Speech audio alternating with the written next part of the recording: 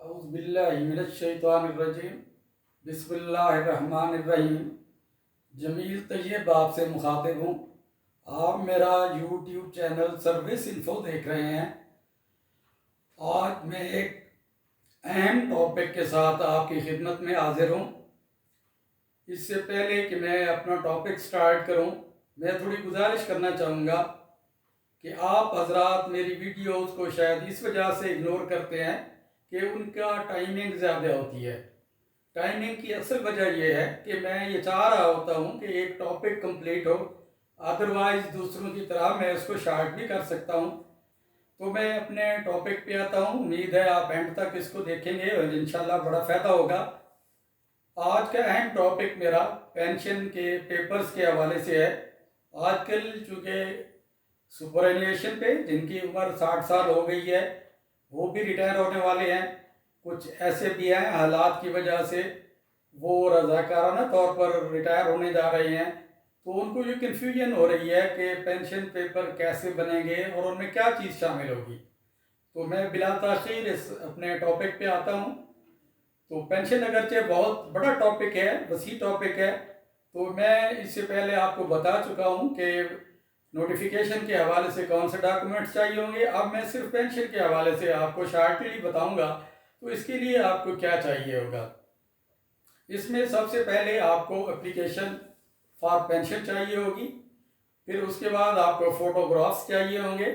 Photographs एक जो है वो फ्रंट पे अटेस्टेड होगा और दूसरे बैक साइड पे। इसके लिए 3 होने चाहिए। और इसके बाद CNIC की कापी होनी चाहिए। CNIC की कापी भी अटेस्टेड होनी चाहिए। उसके बाद आपने सर्विस जो है प्रोफाइल या सर्विस स्टेटमेंट वो आपने लगानी है। सर्विस प्रोफाइल में आपने तमाम चीज़ें मेंशन करनी है, जहाँ जहाँ पे आप रहे हैं तो उसको मेंशन करना है। उसके बाद आपने रिटायरमेंट नोटिफिकेशन लगाना है। रिटायरमेंट नोटिफिकेशन ओरिजिनल लगा दें तो बेहतर है, अदरवाइज उसको जो आपका DDO कंसर्न है वो उसको अटेस्ट करेगा। तो इसके बाद अगला नंबर जो है वो क्वालिफाइंग सर्विस का है। क्वालिफाइंग सर्विस में आपने 25 साल पूरे होने या जो भी आपका स्टेटस है वो आपने यहाँ पे मेंशन करना होता है। टाइम होता है तो मैं बताता आपको क्वालिफाइंग सर्विस में कौन कौन सी चीज़ें चाहिए होती है। इन सब के लिए एक एक टॉपिक पे अलग अलग वीडियो बन सकती है। तो चूँकि आपका इंटरेस्ट इस हवाले से मैं देख के यही सोच रहा हूँ कि उसको शार्टली बयान किया जाए। क्वालिफाइंग सर्विस आ जाएगी। क्वालिफाइंग सर्विस के साथ फिर आपको फॉर्म पेन 3 और पेन 6 वो लगाना होगा। इसके साथ ही आपको एनेक्चर A लगाना होगा। उसके बाद आपको अंडरटेकिंग है। अंडरटेकिंग आपको एक प्रेस्क्राइब है, तो आपने अंडरटेकिंग देनी है जिसमें ये मेंशन होगा कि 1 साल के अंदर अगर किसी किस्म की रिकवरी हुई तो वो आप उसको पे करेंगे, या from the date of issuance of PPO, या जिस वक्त PPO इशू हो जाएगा उसके बाद के 1 साल के बाद आप रिकवरी जो है वो जमा कराने के पाबंद होंगे। आगे स्पेसिमेन सिग्नेचर होंगे आपके। फिर आपके फिंगर और थंब इम्प्रेशन होगा। उसके बाद आपकी फैमिली लिस्ट होगी जिसको डिस्क्रिप्टिव रोल भी कहते हैं। लेस्टर फैमिली मेंबर्स में आपने तमाम चीज़ें देनी होती हैं, वो एक अलग से पूरा एक प्रोफार्मा दिया हुआ है।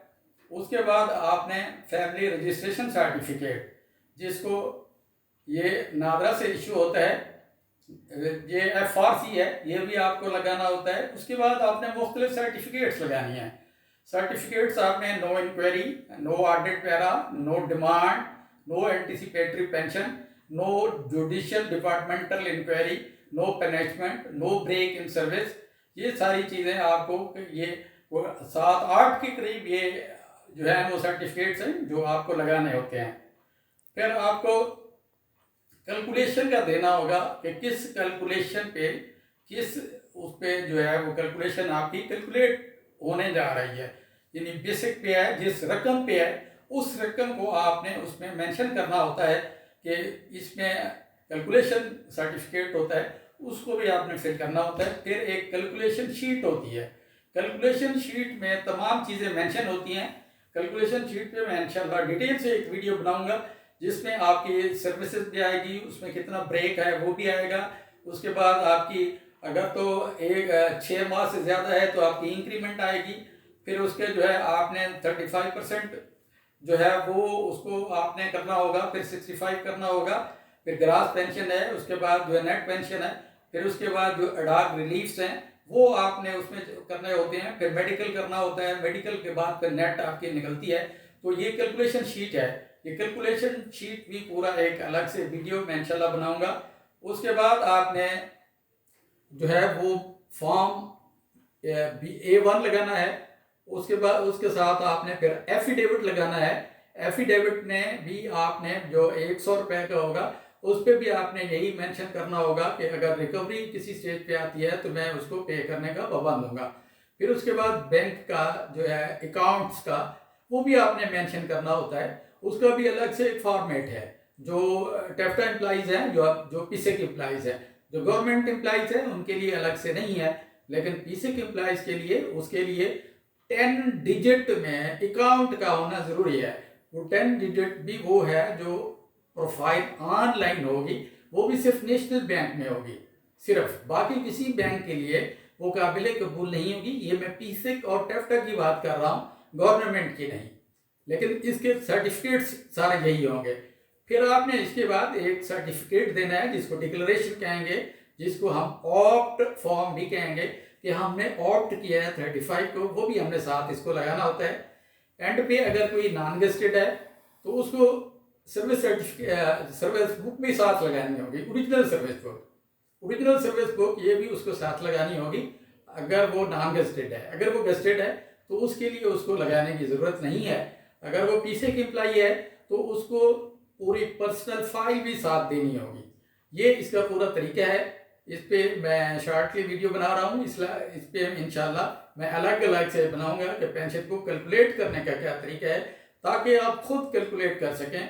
ये फॉर्म आपको बाजार से भी मिल जाते हैं, लेकिन ये इस वक्त सॉफ्ट फॉर्म में भी तकरीबन मिल जाते हैं। तो आप इसको खुद बनाएं, क्यों आप किसी से जो है किसी की मेहनत करते हैं, किसी के पैसे किसी को देते हैं। तो माशाल्लाह आप खुद पढ़े लिखे बंदे हैं, तो जितने भी मुलाजमीन हैं मैं ये कोशिश करूंगा कि वो उसको खुद जनरेट करें, खुद बनाएं, खुद फार्मुलेट करें।